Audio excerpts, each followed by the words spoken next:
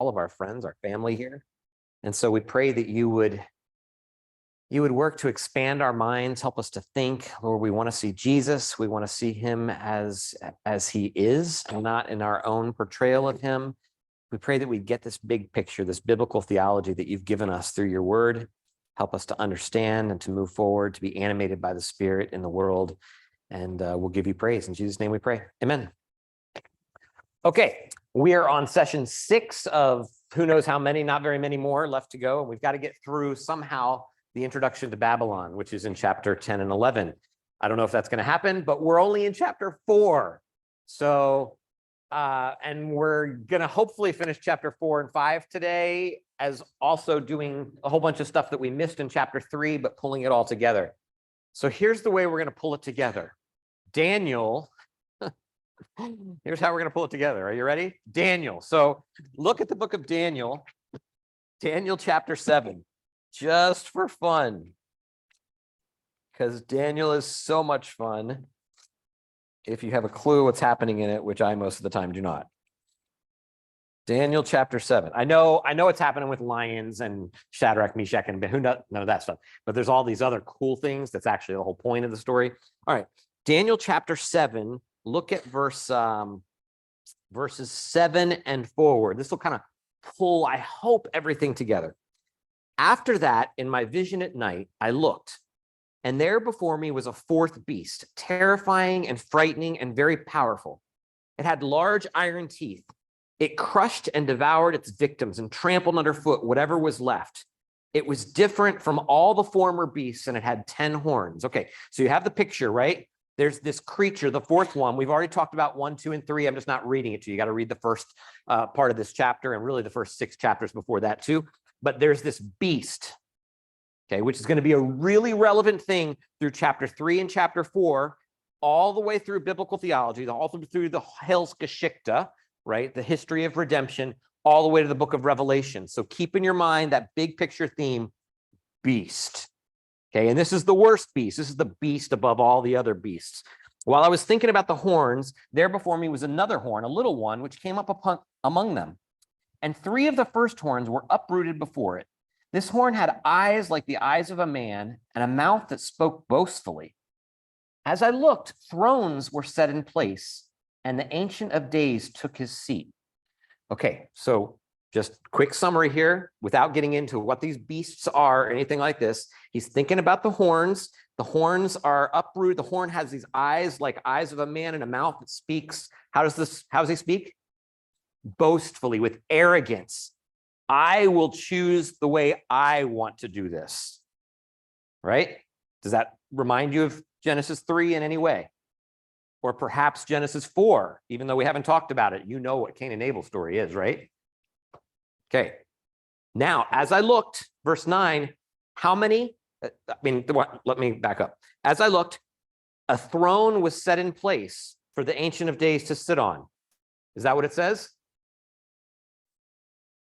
Thrones are set in place for the Ancient of Days to sit on. Is he going to sit on 2 thrones? What is happening here? Okay, you don't need to answer that. This is all rhetorical. You just follow along for the fun. His clothing was white as snow. This is the Ancient of Days. His hair on his head was white like wool. His throne was flaming with fire, and its wheels were all ablaze. And a river of fire was flowing, coming out before him. Thousands upon thousands attended him. 10,000 times 10,000 stood before him.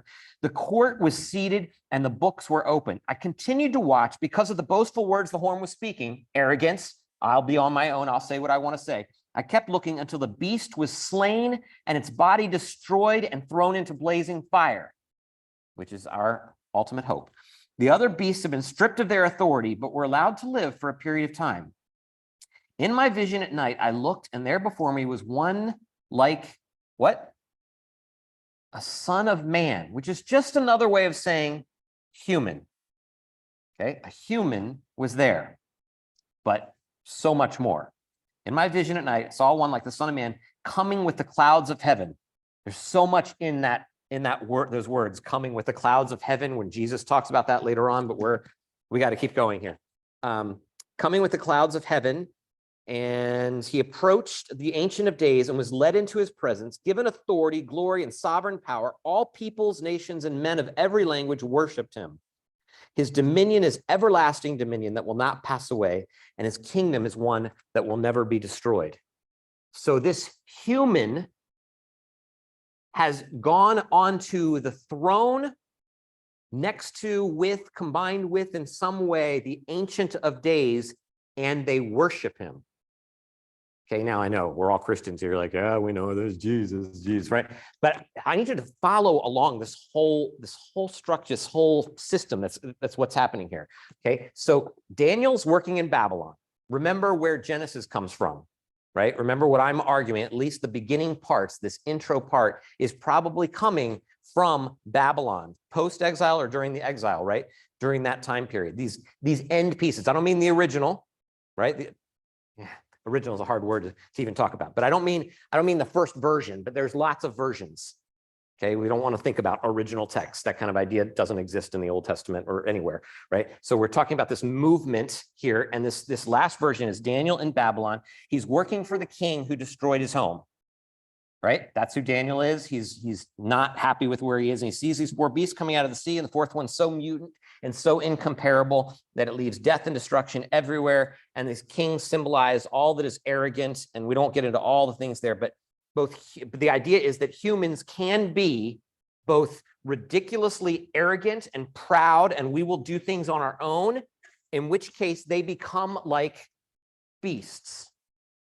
Or humans can become divine.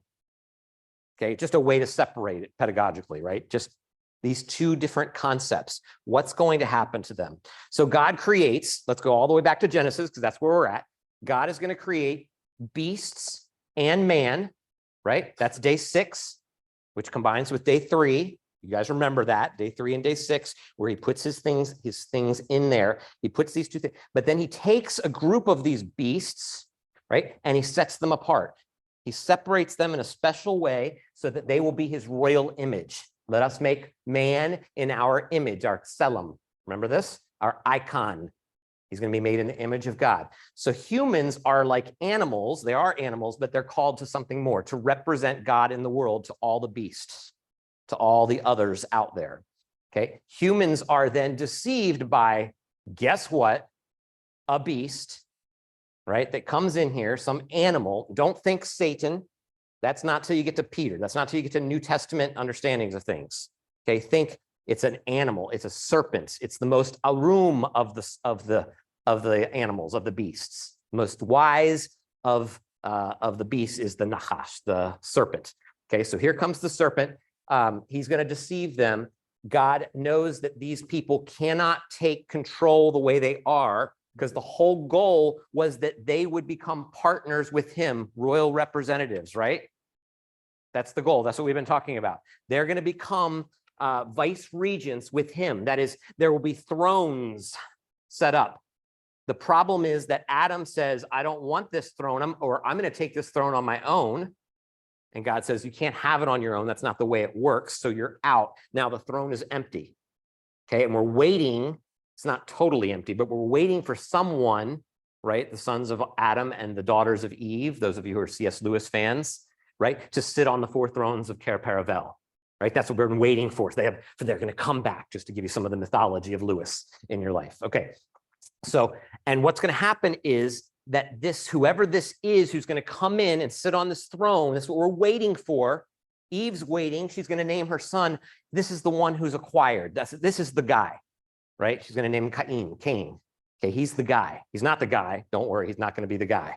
But she thinks he's the guy. That's what they're waiting for. Someone to come in and sit on the throne and reign with God the way that it's supposed to happen. That's been the whole goal all along. So, and whoever does this is going to get to strike the head of the serpent. The serpent is going to strike the heel, and he's going to strike, it's the same word in both cases, but one is on the head and one is on the heel. A heel is not a death blow. A head one probably is. So that's what we're waiting for. This is the anticipation of the story as you're reading it up into chapter 4. So here comes Cain in the story, which is what we're going to get to today, even though I'm going to take lots of little questions throughout it. Cain struggling with this urge, this desire, both words are going to show up here, this desire to be right, to do things his own way, just like Dad did. right? Adam wanted to do things his way. Cain wants to do things his way. By the way, it's going to keep going. Ruth, you might know that book. We're dealing with it a lot, right? Ruth is all about, right, coming at the end of the judges, and the judges did what was right in their own eyes. The idea was that we're going to get to David, the ultimate king, and everything's going to live under the law, and therefore God is going to be king, because David is going to be the ultimate representative of God, kind of, right? That's what we're hoping for anyway in the book of Ruth. And that's kind of how they're going to present Ruth, bringing us to David, but it's not going to work out the way they want. But Cain is struggling with this beastly urge too. So we're going to ask the question, what's the real story of Cain and Abel about? It's going to be this struggle between sin wanting to overpower. Sin is crouching, right? We're going to get to that. Sin is crouching and trying to take over Cain. So the real battle is not Cain. It's not sibling rivalry. It's not Cain versus Abel. It's Cain versus Cain. Or you might say, because we're going to get to this, Israel versus Israel. Okay, Israel, who are you going to be, Israel? Are you going to choose God or not? This is what you're supposed to be doing. Stop choosing your own path.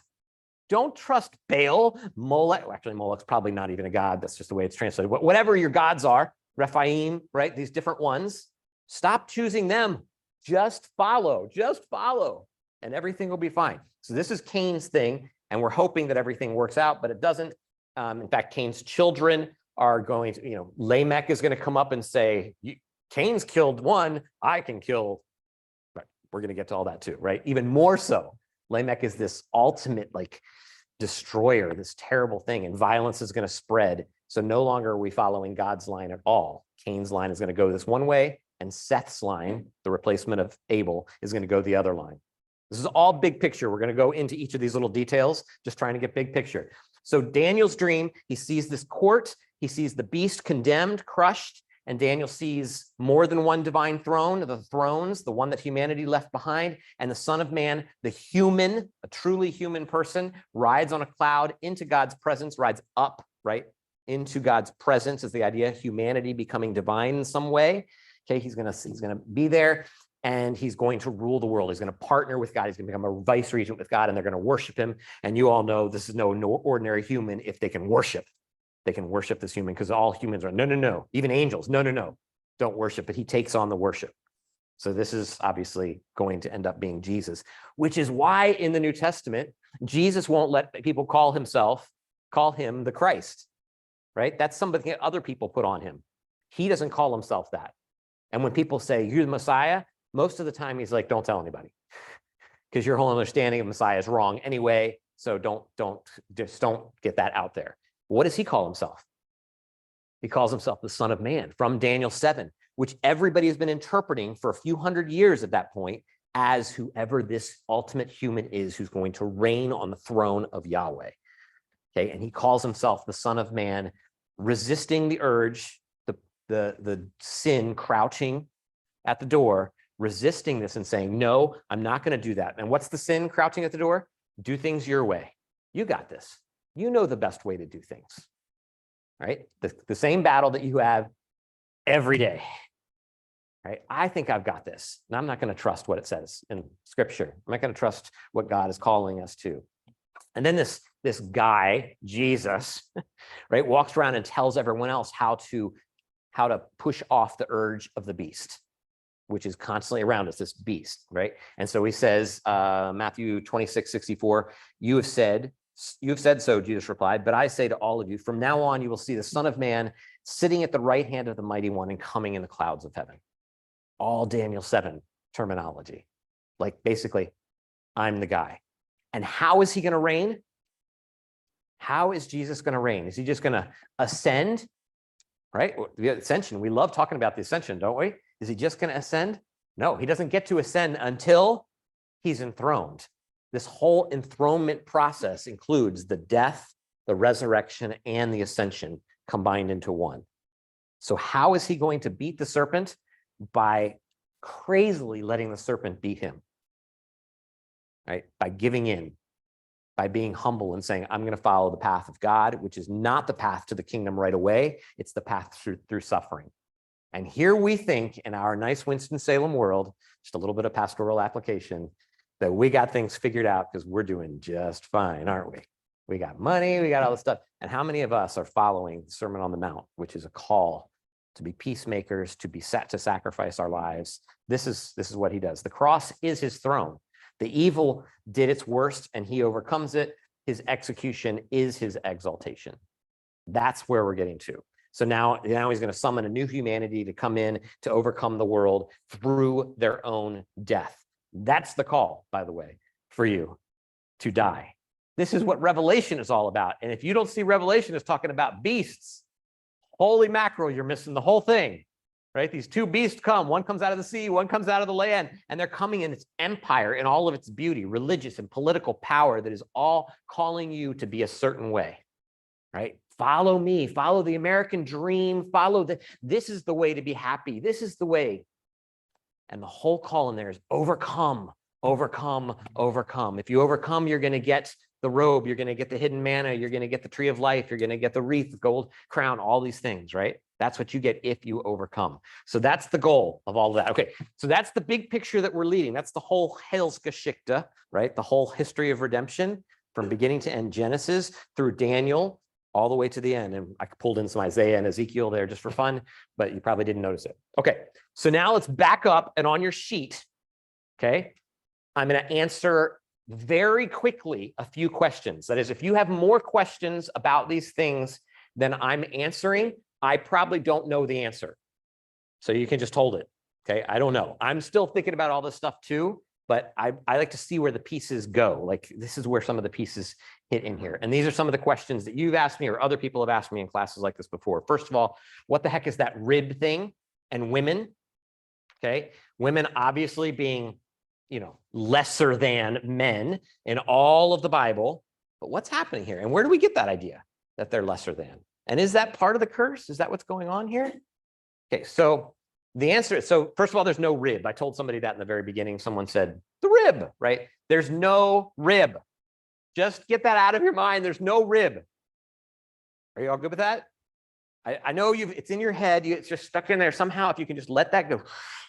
There's no word rib in this. This is just our added mythology. This is just something that we throw in there because it doesn't make sense to us to think of it any other way. But that word selah, which is often translated as rib by us in certain ways, but not in the Bible does anyone translate it as rib, except for in this place. Okay, all it means is side. So you're like, okay, what comes out of the side? Well, obviously a rib. There we go, right? Because he had to take something out in order to do this surgery while he's asleep. Okay, there's not like a literal surgery going on. Like this is a symbolic. If you've seen anything, this is a symbolic passage that's happening here. So this is mankind that's split. Okay, and this doesn't mean that you're looking for the one to complete me. Oh, you complete me. Okay, but that's where you get the idea. Okay, that we're looking for that. This is a split, and so okay, so they use it to talk about the two halves of the covenant, the two halves of the Ark of the Covenant, the two halves of the tabernacle. Like these are the sides that come together to make a whole. Okay, which is very important because in verse 18, if you're looking at these different things, in verse 18, when he is making man and woman in this kind of thing, he calls woman, Isha, he calls her a helper, right? You've all heard this, etzer. She's an etzer. And you're like, oh, that's very nice. Every man needs a strong woman next to him, right? An etzer, someone to help him along, maybe to do the dishes, to take care of the kids, right? An etzer. But what we might not realize is that this word etzer is only used 4 times in reference to people and like over a dozen times in reference to God. Okay, so this is not like, God just comes along and he kind of helps us do the dishes, right? It's not, Jesus take the wheel. It's Jesus is the pilot, right? He's not the co-pilot. He's the pilot. This is, so the etzer, and that doesn't mean women, you're in charge either, by the way. That's not what I'm trying to get at. But that they're halves, that they work together to accomplish something. And the etzer is someone who is the helper. It's a good word. It's not a bad word, but it's a helper in the sense of an ally, somebody who walks along and does that work with them. And so I translate it usually when I do this as deliverer or rescuing allies, someone who helps them out of a bind, out of a situation. It's a great term. Okay, not a lesser term in any way. So I grabbed a few here. Psalm 33, he's our help and our shield. Psalm 115 says 3 different times he is their help and their shield. Hosea, you've destroyed yourself, O Israel, for in me is your help. Psalm 12 is, I will lift my eyes to the mountains, from where shall my help, etzri, come from? So it's all from that word etzer. Okay, and etzer kenegdo. Kenegdo is just a mirror, is a kenegdo. So somebody who mirrors him. So it's again that 2 sides idea. Does that make sense? So ladies, you're not less than in any way, as if I had to tell you guys that in an eco church or just in America today. You're not less than, but you're right alongside. They work together to accomplish something. However, there is an immediate implication that she helps him in an area that he can't do on his own, which is have children, right? Be fruitful and multiply. That's the goal, is to go out. So together they're accomplishing their goal to reign, to be representatives, co-representatives in the world. So that is, you need the sons of man, sons of Adam, and the daughters of Eve together on the thrones of Ker Parabel. They work together. Okay, so hopefully that get rid of everything. But we're going to come back to this because there's going to be a curse, right? On the women and on the man. And what is the curse? But we're not there yet. So also there's just, all I'm trying to do is pick little themes here, because we've gone 5 weeks strong without just stopping and doing these things. This is just a whole bunch of little, it's like Proverbs, right? I tried to give you the big picture of Proverbs. That's chapter 1 through 9, and chapters 10 through 30 are all these little details, okay? All the little pieces. So that's what I'm trying to do here. So the woman, it says that she sees the fruit. She desires it. It's good for the eye. It's good to the eyes. She takes it and she eats it. This theme, sees, desires, takes, eats, that kind of idea, which will also sees or listens to, all those things, we're going to come together, and you're going to see them constantly through Scripture. Okay, even the actual words are stuck in there. Okay, so that you're going to see these allusions, that's what we call them, allusions back to the garden story. And the reason I tell you this is because when you're reading in, I don't know, Isaiah for your own devotions, I want you to see the Eden language. Okay, it's all over the place. Everybody's grabbing hold of the story. That's why when professors teach the Pentateuch, they spend like, out of their 30 hours, they spend like 25 on Genesis 1 through 3, and then they do the rest real quick. Because everything goes back to this garden scene. So she sees the fruit, it's desirable, she takes, she eats. Abraham, Sarah, Hagar, there's a listening, a seeing, a doing what is good in their own eyes, and taking, right? The woman gives, and so Ishmael is born in all of that. The golden calves, Moses, they see that Moses is delayed coming down from the mountain. They take their hands and they fashion this idol. They sit down to eat. Okay, this is that they're going to decide on their own what's the better way to do. Abraham's going to decide, I'm going to create a child on my own because God isn't giving me one, right? Aaron and all of his posse are going to decide, this isn't working. We're waiting for the law. It's not working. We're going to choose to do things on our own. Achan sees the plunder of Jericho, sees that it's good to the eyes, takes it, right? He doesn't eat it, but in some, I mean, maybe if there's fruit or something like that. But the idea is that he chooses his own instead of following God's.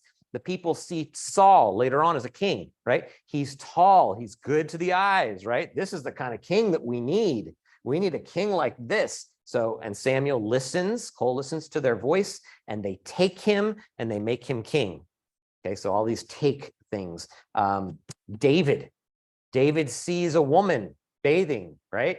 He desires her, she's good to the eyes. He takes her and eats, right? He does what he wants. He doesn't choose the prophet's way, the good way. Instead, he chooses this way. And that's going to be the theme. It's going to be a biblical, theological motif all the way through to the end. Of course, Jesus is going to come, right? And he is not going to take and eat.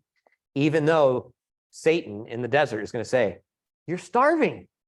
Just take.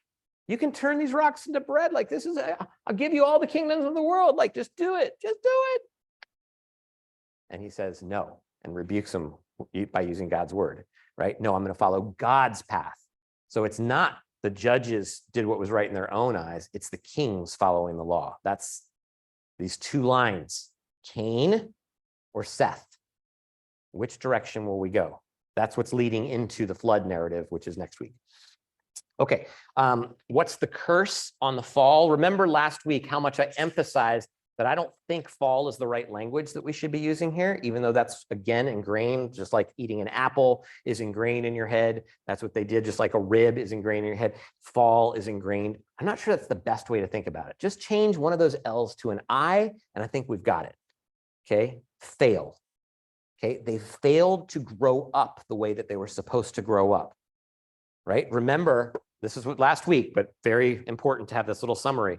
Remember, Adam and Eve are told, don't eat from the tree of the garden of the knowledge of good and evil. And I said last week, what person in his right mind would not want someone to eat from the tree of the knowledge of good and evil, right? It's a beautiful thing to have, wisdom. Everyone wants wisdom. God should want his people to have wisdom. And I said, I think he does, but the gall is that they do it their way, that they do it God's way instead of his way. Instead of Adam and Eve's way, do it God's way. And they're children, and children don't always believe what their parents say, do they? They think they have the best way of doing things, and so they rebel. I've got this figured out. I'm going to go my own way. And so they're naked and ashamed. Remember we talked about that last week? And I said, children aren't naked and ashamed, are they? Every kid that's in a tub at 2 years old, when you let them out and you tie that towel around their head and give them rubber boots, there, run around the neighborhood, buck naked, no problems, right? Until that moment when they reach a certain age and all of a sudden they're starting to cover themselves up. No, mommy, don't look, right? At a certain point that all changes because they've grown up. I think this is what's happening with Adam and Eve. Okay, they're supposed to get the tree of knowledge of good and evil eventually, I think. They're supposed to understand, but they're supposed to follow God's path, not ours. Are you following this motif? Which path will you choose? This is the question that Cain and Abel are asking, Adam and Eve are asking, Daniel's asking, Jesus is asking, but he's growing, right? He's growing in wisdom. That verse just always blows my mind. Jesus is growing in wisdom. He becomes more and more wise. It's a weird one for me. He knows how to navigate his life better as he gets older and follows God more. Yeah, weird. Okay, so the woman is going to be cursed, the man is going to be cursed, and the serpent is going to be cursed. And we could do so many lectures on just this idea. I just want to mention, I don't think the curse of the woman is pain in childbirth. I know that's another thing that we all think, and that's why I wanted to mention it here. At least when you're reading it, just take a look and think through these kinds of things. There are words for physical childbirth pain, sarar, kavol, kul, all these words are in there, and this one isn't, it's at save. So scholars are saying, it's probably, it might be like emotional pain that comes with this. We're not exactly sure, but there's something. But the main point is that the woman's desire will be for her husband. Okay, and I think you're supposed to understand this desire as a negative thing.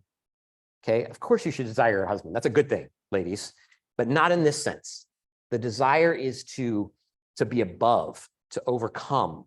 Okay, the desire is somehow to manipulate, and he will rule over you. Again, negative. Okay, so it's this, you are separated, and then there's this constant battle on who will be above the other one. And so man, of course, in this patriarchal society is able to control that better. He's able, because that's the world that he's in, he's going to manipulate things to make sure woman stays subjected in some way. I think that's what the curse is. It fits well into the idea of where the word desire shows up, which only shows up in a Song of Songs thing, which is a whole reversal I can't get into. And in the very next passage in chapter 4, where Cain's desire, remember this one, where the sin is crouching. Okay, we're going to get to that one. It's going to show up in this passage, and that's in my list here. So I think that's what happened. And the whole rest of the narrative is going to be about a woman trying to get power over a man. Just read Genesis, for crying out loud, right? This is every one of the matriarchs is going to try to overcome, try and trick in some way their husband or get power over, even all the way up to Judah and Tamar, right? All of this is all going to be about this battle. and which I think ultimately is going to be a battle not between man and woman. That's not the point of all of this. It's a battle between ourselves. It's a battle inside of us. Okay, or really, let's set that aside and say it's really a battle that Israel is having with itself, which you can apply to yourself later on, because Romans 7 is going to, you know that, right? Romans 7, this, I want to do this, but I can't do this. I want to do, that's actually not a story about you, I don't think. It's a story about Israel. Israel's battle for their whole life is, should we do what we want to do, or should we do what God wants to do? And then we start, it's not, unfortunately, it's never quite so black and white, right? As this is my will and this is God's will, I'm going to choose my will. It's always some beautiful mix of gray that we just kind of, I think we're going to just kind of lean in this direction. Okay, so, and Romans 7 is all about that battle that Romans is having, which I think applies to us as well. But it's the Adam story, it's the Cain story, again, right? The battle with himself, which we're about to get into. It's the Proverbs son story. Which direction shall I go? Shall it be Lady Folly, or will it be a Lady Wisdom? Which direction? That is in, will it be my own wisdom, which we call foolishness, or will it be God's wisdom, which we call life, right? Is it death, or is it going to be life? Which way will we choose? Okay, the man, instead of listening to God's voice, listens to the woman's voice. Instead of uninhibited blessing, he now has to coax food from the ground. No more fruit trees, just giving him what he wants. It's no longer that easy. And we won't get into the vocation that goes in here. We did a whole series on that this January, right? On vocation. I'm sure you guys rocked that as to what's going on with man and the curse, and you don't need me for that. The snake is also cursed, 2 seeds, one from the woman, one from the serpent, which is backdrop of the Pentateuch, which is going to tell this whole story. The whole Pentateuch is going to tell the story of these 2 seeds and which direction they're going to go. So in the beginning, it's Cain versus Abel. Abel gets wiped out, the good seed gets wiped out, and so Seth replaces that, and we're going to take this journey between the 2 of them, and it's going to be a journey in chapter 6. It's going to be a journey, and they're going to destroy the whole world's going to be destroyed. Every piece of the puzzle is going to be, how will Israel, how will the people of God go their direction, go the right direction, with all the rest of the world going their own direction? That's going to be the struggle. Remember I said crushing the head of the beast, so the beast, the serpent. By the way, just an aside, I'm pretty sure I said this before, don't think about the serpent as Satan. Okay, that messes stuff up. It messes up your whole movement of what's going on. This is a beast. Okay, this is an animal, just a regular Nahash. I mean, the most clever of the Nahash, of the other beasts, right? The behemoths. But it's a Nahash. It's just a very wise, crafty one that's going to come in. So that later on, they're going to take that and say, yeah, who is the one who tricks you into always going the direction that's not God's way? Right? You remember that story in the very beginning, Genesis? The serpent? Yeah, that's what Satan does all the time. That's who Satan is. He's always trying to get you to go your way instead of that. That's the serpent, and that's the Satan and Jesus in the wilderness story again. I know I keep repeating myself, but I want you to see the motifs. And every once in a while, I see people's minds just all of a sudden, I got it. I think I see what you're doing. I see the place. All right. Okay, so the snake is not a serpent. So chapter 3, verse 15 is a really important verse in the history of redemption. This is the one that talks about the crushed head of the serpent and the heel being struck. We call that the proto-evangelum, or the proto-evangelon, depending on whether you're going to the Greek or the English, right? Which direction that is. So it means first gospel.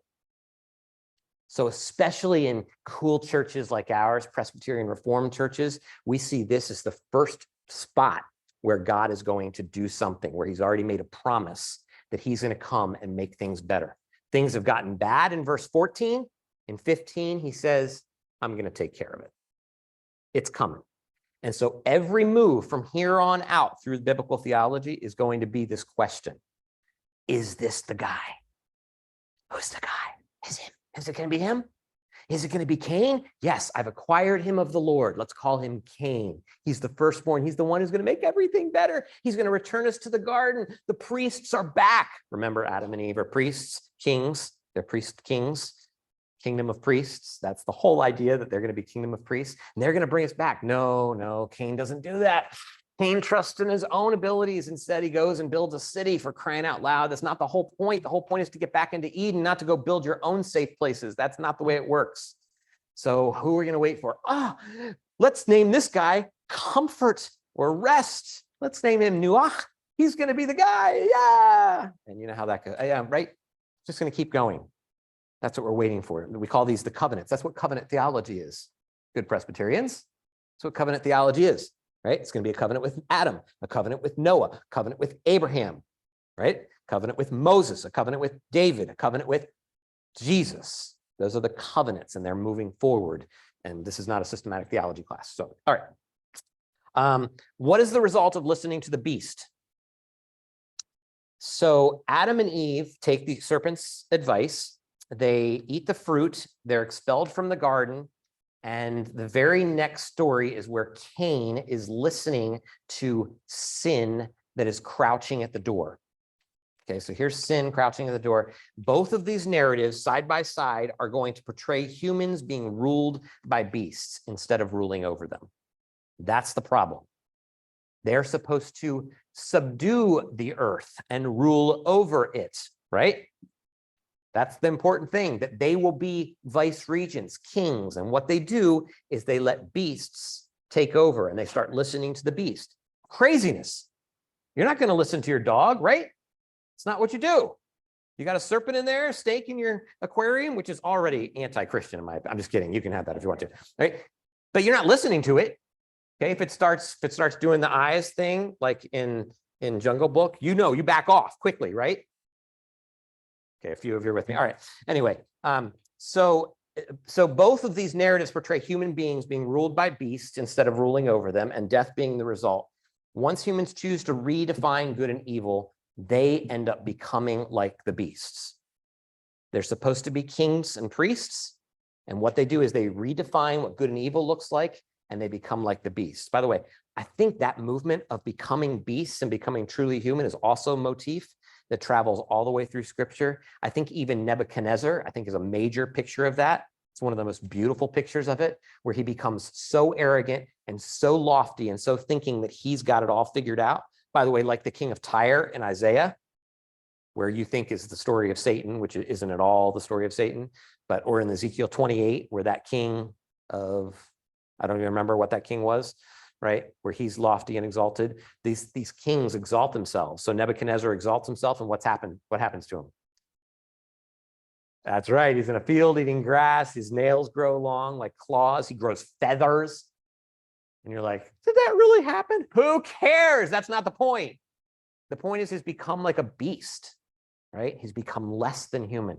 N.T. Wright is going to make that movement. Those of you who know who he is, just a New Testament scholar, really good one. He's going to make that movement and say how he understands hell in the end. And the only way that he can, I think this is the way he said, the only way he can justify it is as if he has to justify it. I'm using language that he's not using, but he's going to say that what happens is you become subhuman.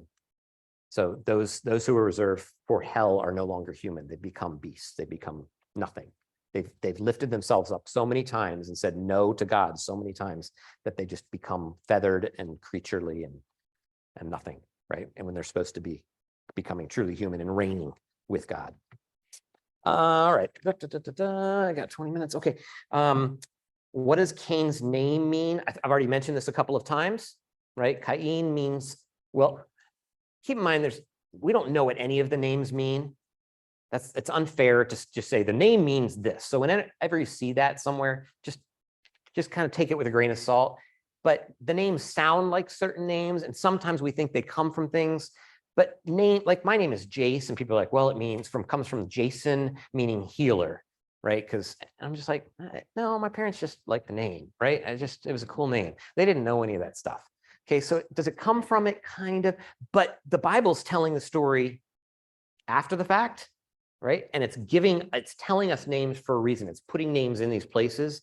And this name sounds like it's very similar to acquires from God or gets, or in some way, it pulls in. Okay, so most, or not, I don't know about most, but a lot of scholars will say this is Eve's faith moment, right? We're going to say this is the one. Genesis 3:15 said someone's coming. Who is it? Who's going to be it? Here he is. He's going to put everything back. And so what Cain does is he comes in, right? He's going to give a sacrifice. And so the question is, where's the sacrifice? I've mentioned this before. I'm pretty sure all of the details will show that Cain's sacrifice is done right before the, right. Samuel, yeah. Cain's sacrifice and Abel's sacrifice are done right before the garden, the gate of the garden, which is the same like saying it's right before the tabernacle. It's where you come in and you do your altar sacrifices. Okay, and the goal is to be able to enter into the presence of God, into the sanctuary, which if you've been here all the weeks, you'll know that's what Eden is, right? Eden is the place of God. Indiana Jones was on his quest. Remember the fedora and the bullwhip, and I brought it all in, did all that stuff. Indiana Jones is on the quest to find the Garden of Eden. And what does he find? He needs to go back and he needs to find, he's going to see the tabernacle, the temple. Remember all that? Okay, so that's the goal, is the sanctuary of God. Eden is a tabernacle. Tabernacle is a temple. Temple, John says, Jesus came and tabernacled among us, right? Dwelt among us and became, Paul will say, is the presence of God in our midst. Like, is the actual, like the Shekinah glory come? Luke will say that he comes in, Simeon holds up the child, right? Kind of like Mufasa or whatever, the monkeys, oh, and all the animals go down. 3 people know what I'm talking about, right? That's how I picture Simeon carrying child, and says, the consolation of Israel, a light for the Gentiles, right? And then Anna is going to hold the child. And then Jesus is going to come into the temple and he's going to argue with the rabbis.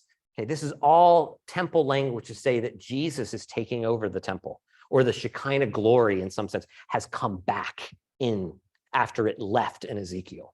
Okay, the Shekinah glory is left, now it's coming back. Malachi's been waiting for this. When is this going to come back, right? The 3rd chapter of Malachi, when's it going to come back? And then Luke says, here it is. It's come back to the temple. That's what we've been waiting for. And Jesus is going to say, in 3 days, it's going to be torn down, and in 3 days, it's going to be raised back up, talking about his body. I am the temple of the Lord. And then it's going to filter back out, and you're going to be called the stones of the temple of God. And so you are now the presence of God, the Bayit El from the first part that I had, right? The house of God, the Bethels, your little houses of God, wherever you're going in the world. Man, I'm going so many different places, but if you've been doing this for 5 weeks, the pieces, I hope, are hitting in some way. You're still seeing the narrative, but you're seeing the little pieces take place. All right, so the sacrifices are done at the door to the garden. They were sent out to the garden to the east. Cain says he went to east of Eden. Chapter 4, verse 7 says, at the door, sin is a croucher. Sin is trying to get in. So at the door, I think at the door of the temple is the idea. They're not the door to his heart.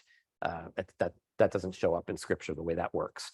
So, all right. So what is the Cain and Abel story all about? This is where we've gotten to this whole thing. I think the Cain and Abel story is not a sibling rivalry story. It's not a Luke versus Leah story. Okay. Go back to my first week when I was trying to bring Star Wars into all of this.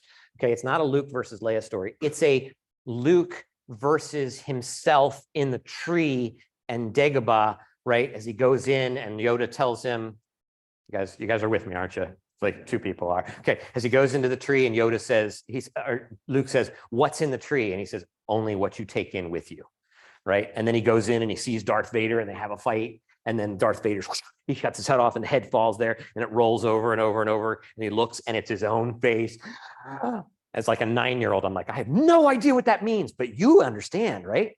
It's a battle with himself. It's Spider-Man and the symbiote in number 3, the first Spider-Man, the Tobey Maguire set, right? Where the black thing is trying to take over him, but it's not really an alien creature. It's really a battle with himself as he becomes more and more angry, right? It's King Ahab. I went right to King Ahab. It's Ahab and Moby Dick, right? It's the whole battle. It's not a battle with a whale, right? Never is it a battle with a whale. This misses the whole point of that story, okay? It's a battle with himself.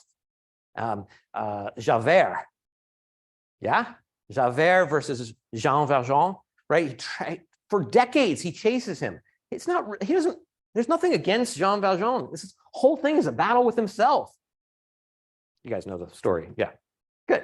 Okay, that's the whole point of all these things, literary or movie. See, I can go any direction you want me to. All right. So here's Cain. Which version is he going to take? Is he going to choose himself? Yep. they're not just ditching me. My children are like, I've heard this before. They're getting ready for their music thing. They got to do their music stuff. So God gives humankind everything they need, everything they want. They choose for themselves 2 lines, the serpent and the line of the woman, right? But there's hope, proto-evangelum, right? The first gospel, there is hope, but Cain is doing this battle with himself. He gives his heart, he gives some of his fruit, right? And his heart's not in it. That's the idea. In fact, the Hebrew in here is that God looks on Cain and his sacrifice, and looks on Abel and his sacrifice. It's almost as if he's looking at them and he's seeing them. It's not really as much about what they bring, but it's their heart in what they give. At least I think that's what's going on there, and which is the Israel story in miniature again, right? Which one will they choose? Just like Adam and Eve, just like Proverbs, right after verses 1 through 7, we get this great passage in Proverbs where he goes into warning not to give in to sin. Right? This is the Proverbs son. Don't give in to sin. And then in verse 10, he specifically says, don't go along with those sinners who entice you, saying, come with us, let us lie in wait for blood, let us wantonly ambush the innocent. Proverbs is this constant battle that this kid not become a murderer, which is not what I don't think I've ever told my children not to become a murderer. Right? I kind of think that's implied, but in Proverbs it is. I think because Proverbs is bouncing off of this Genesis 3 and 4 story. By the way, I think James is doing the same thing. It's why when sin becomes more and more and it gives fruit to death, right? The whole idea is that if you look at James, it's talking right in the very beginning, it's talking about being a murderer. It's like, this is not ever the sin that I worry about, that this would happen. But anyway, so that's James. So come with us, let us lie in wait for blood, let us wantonly ambush the innocent. And they're doing that for all those reasons. So Israel has this battle within themselves for what's going to happen in the world. Like, are we going to be chosen? Are we going to be chosen? Like, we have been chosen to follow God's path, but we keep traveling and doing our own. Are they going to accept the rule of God and the journey as dictated by God, or they jump ahead and do whatever they want? Are they going to let God be their king, or are they going to jump in with the kings like all the other nations? And that's what they want, right? We see that in Samuel. We want kings like all the other nations. Would King Ahab gain greatness by worshiping Yahweh or by worshiping the other gods? Would King Ahaz listen to Isaiah's plea not to call on Egypt for help? This is Isaiah 6 and 7. Okay, but instead, no, he chooses to rely on somebody else. Is Manasseh going to obey God, or as 2 Kings says, is he going to shed so much innocent blood that he fills Jerusalem from end to end? Is he going to choose violence, murder? Are the brothers going to continue to kill the brothers? Which is a great question to ask in Israel right now. Are the brothers going to continue to kill the brothers? But I don't want to get into politics. So it gets worse. They receive the knowledge of good and evil, and they still choose to do their own thing. That is, they got the Torah, but they still choose their own way. And it gets worse and worse. Cain becomes a murderer. And then Lamech says, if God protects him, God takes care of him, God's going to take care of me times 7. And so he's like it becomes this murdering world, to the point that in Genesis 6, which we're going to get to next time that we talk, Genesis 6, every inclination of their hearts is evil all the time. Like, so bad have you reorganized, right? Mankind is supposed to be a kingdom of priests, but they've subverted themselves to become beasts, to become like that even the gods in heaven, okay, don't worry about that, but there are lots of gods in the biblical pantheon. Yahweh's above them all, but the gods, or maybe you'll just call them angels to make things simple, are going to come down and leave their abode, and they're going to intermarry with women. What is happening? Cats and dogs living together, mass hysteria. Ghostbusters? Nobody. Okay. Watch more movies. Okay. So God is not rejecting Cain. Okay. That's not what's happening here. He's not rejecting Cain. He's actually calling on Cain to do what is right. If you do what is right, I wouldn't have rejected you. Right? I'm not here to reject you. I think this might be our first real look well, not our first, because Adam is our first, but our first relook at people becoming priest kings again, or being elected. Election. Oh, systematic theology. We don't want to talk about predestination. No. But I think this is where it's coming from. God has set apart a group of people from the animals, from the beasts, and he said, I'm going to make you special. You're no more special than anything else, but I'm going to make you special and you're going to reign. Okay. And Cain said, and he says, Cain, just do what is right. Don't follow this creature, this sin. Sin is represented as a beast, right? Crouching, getting ready to attack. Don't listen to him. Ignore the beast and follow me. That's been the whole goal the whole time. So he's not rejecting. He's saying, I'm choosing you to do this. And Cain says, no, I'm not going to do this. And so God protects him in some way, which we can get into if you really want to later, but I only got 7 minutes, protects him, but Cain is going to go somewhere else, right? Cain is going to go to a place that he was already selected out of. Okay, so let me say that differently. In some sense, Adam, remember what I said, I don't think Adam is some shiny new person, this, straight off the assembly line. He's the beginning of all humankind. I don't think that's the point. You can still hold on to that idea, right? If you want, that's fine. Okay, he's real. He's the beginning of all of humanity, and that's perfectly good. Let's just keep that aside and now say, now the story is given to us for a different reason, not to tell us that. Let's just assume that's true, but the story is given to us for us to see that God has elected a certain representative for himself from among everyone else. Okay, in our world, we might say he's pulled apart a church for himself. He's elected them so that they would represent him, reign with him, right? Side by side, they'd be reigning together. That's you. Okay, that doesn't make you special in this. You're not any better than anybody else in the world. Okay, but you've been called to represent him to the world because God's not here. Like he's here, of course, but he's not here like we can't see him. So he's here in you. So you're called to represent. But the whole point that you've been called out is that you be a kingdom of priests. That's the whole reason you exist. Okay, everything else isn't important. So you're supposed to be for the nations. That's the goal, that you see the nations or the non-believers is Paul will talk about, right? The difference between us. And he won't use the word beasts. Okay, Revelation will later on, but that's a different thing. So Cain is going to this city that he creates. He's not going to a city, but he's going out. He's going east, right? And he's going to build this city because he's decided he's not going to be an icon the way God has wanted him to be, or a tselem, right? An image bearer. God says, let us make him in our image. He's not going to be that image bearer. And instead, he's going to run and do his own thing under protection of God, of course, but he's not going to subdue and have dominion. He's not going to reign the way that he's supposed to. But the goal is always for him and for all of his people to come back into Eden. By the way, in Revelation 21, all the kings and all the nations are going to come back into Eden, right? That's the great thing. They're going to bring their gifts. Maybe not all the kings, but kings are going to do all those things. So Cain goes east right now when the call is to go west. Right, you're supposed to go back into the garden. Go west, young man, for the evil go east. Michael W. Smith? Yes, thank you. Okay.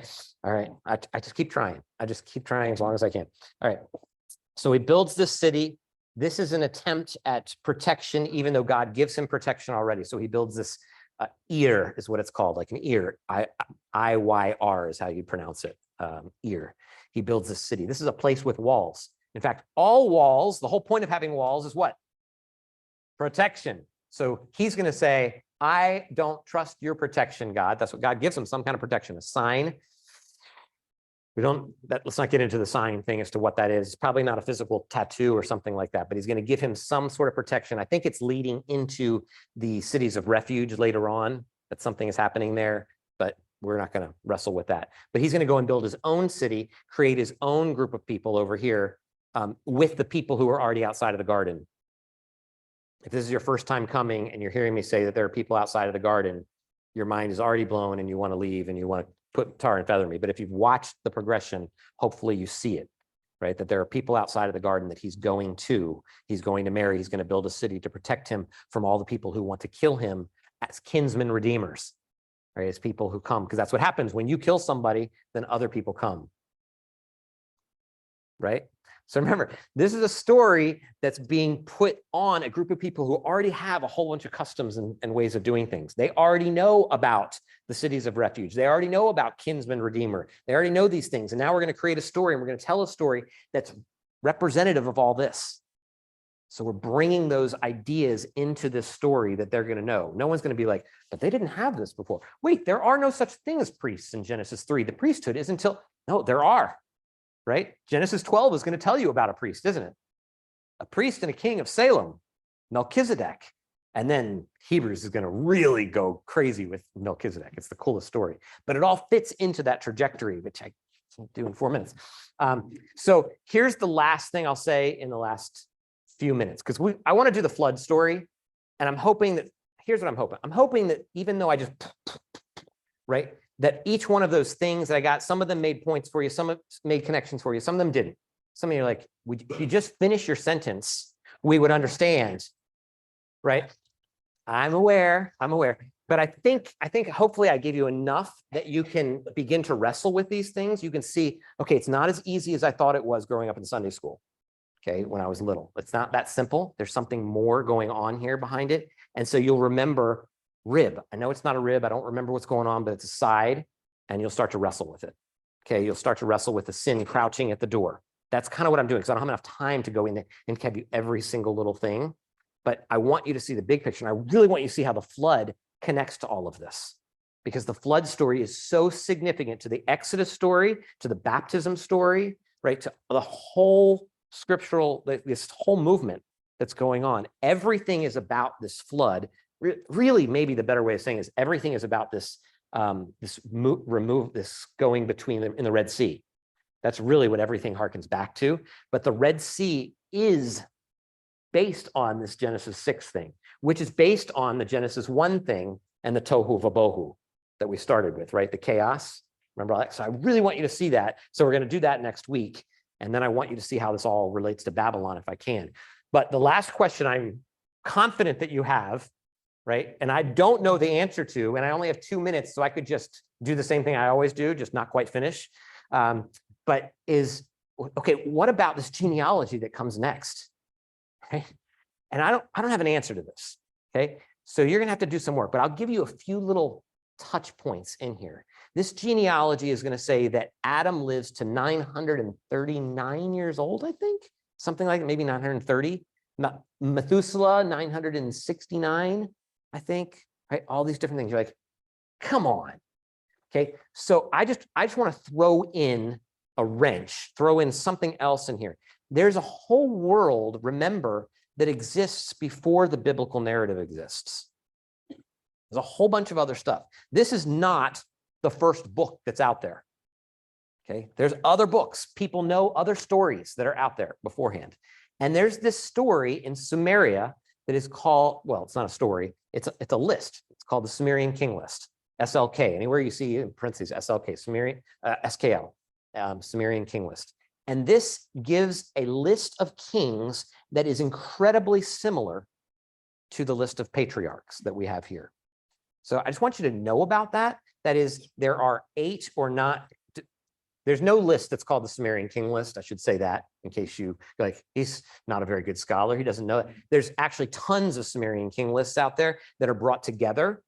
Okay. And there are, at least in the final copy that we think is the one that probably is being used here, is there's 9 kings. They live, by the way, for like 28,000 years. So you think 969 is a long time. 28,000 is considerably longer. So they live or they reign for a considerably longer time. But there's 9, and then the 10th one is dealt with a flood. Both of these are the same way. Okay, and then there are 7 after that. And the comparisons between the two are incredible. So they're both have these 10 king patriarchs who lived before the flood. Both have a king or a man appointed by the oldest god. That's done in both of them. The final king survives the flood, in our case, Noah. The 10 kings rule for hyperbolically long times. The seventh in line is the Enmendoranki, which is the Enoch character. Okay, and they both have so many cool similarities. Endumaranki lives in Sippar, and the main god is Shamash, the sun. And Enoch, I don't know if you know how long he lives, but try and figure that one out real quick. 365 days, 365 years, rather, 365, the sun, right? You're seeing some of these solar ideas. Here's what I'm trying to get to. I think this genealogy is meant to be symbolic.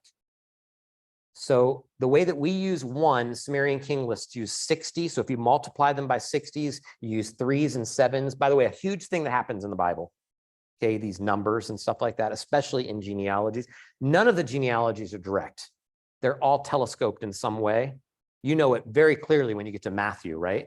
14 generations from here, and then 14 generations from here to here, and then 14 generations from here to here, right? Where the 4 women are in the genealogy and all that. There's not 14 generations between them. There's just not, okay? But it just works perfectly because that's what literature does. Nobody's going to go, there's none. Only we as modernists are going to go back and say, this is not true. No, that's the way you tell genealogies. You telescope them. You do things like this. So this is a story, I think, made based from that other story from the Sumerian king list. Okay, and you just need to look in there and do some multiplication stuff of 3s and 7s and 60s, and you're going to find some really interesting things. Different scholars do different things. Read Journal of Biblical Literature on it or something like that. I'm well over 3 minutes after. But remember also Enoch and Enoch in Cain's line versus Seth's line, Lamech and Lamech in Cain's line versus Seth's line, right? They're complete opposites. So it's very interesting. There's 2 Enochs, there's 2 Lamechs, and they both are complete opposites. One goes to live with God, one completely despises and fights him. You know, it's all that kind of stuff. All right. Goodbye, Facebook, whatever, people, friends. See you guys. Get some food. Sorry to go over. I get excited about this stuff and I want to finish it.